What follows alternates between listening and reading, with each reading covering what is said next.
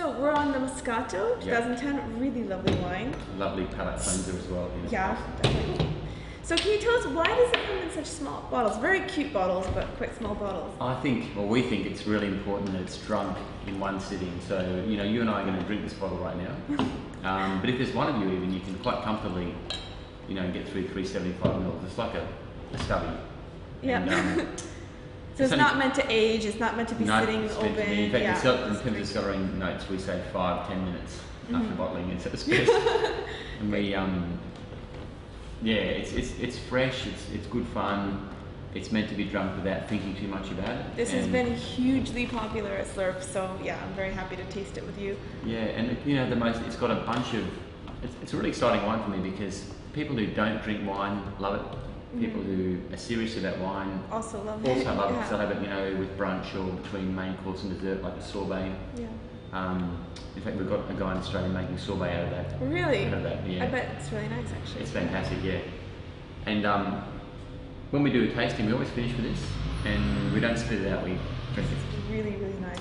Yeah, I mean, it's basically old wine muscat grapes, red and white, crushed together and fermented, but only halfway. So half of the juice is fermented to alcohol, and the other half serves as natural sweetness. That's what I love about it. It's very low alcohol, isn't it? It's 5.5%, so it's just refreshing. And it's quite sweet, you know, but at the same time, because it's picked so early, it's got quite a high natural acidity, and you know, that with the bubbles, it all balances out.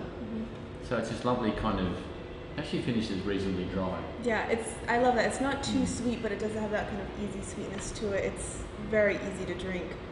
On the palate, it's really, really fresh and kind of low in alcohol, which I think is great. It's very easy to drink. It's a great summer wine. Yep. For me, it's I'm not sure, how you see it, but for me on the nose, it's pure musk, sort of Turkish delight.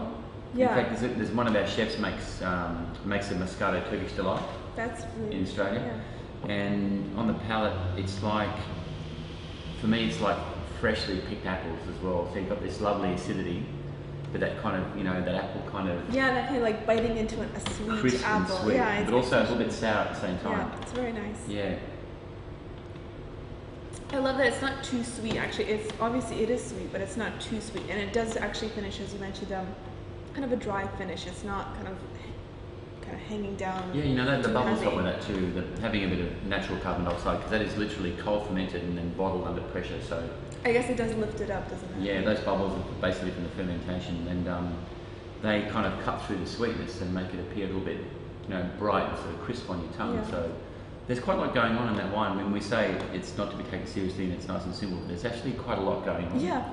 But the whole experience is very cool. Yeah, you just want to enjoy it, not think and about it. You want to keep going. It's just really curious. You want to keep going back for more and sort of tasting it, and before you know it, the bottle's gone. Yeah. So you need to get another. Yeah. This is obviously great on its own, but do you have any particular kind of tips on when to drink it, where to drink it, you know, with what? My favourite is, you know, Sunday morning brunch. So eggs. I actually have done that. Yeah, it is spectacular with good breakfast, or you know, late. In a little champagne glass. Yep. I like it with blue cheese. It's one of the few wines that actually got ice cream as well, with really good freshly made ice cream. And yeah, it's just kind of good. Well, like I said, we finished main course, you've had enough wine, you're probably going to have dessert wine, but you want a little cleanser in between, and that's when I think it's really nice to have a glass of Moscato as well, as a cleanser. Excellent. It's really lovely. Click on the bottle of your choice for a tasting review with the winemaker.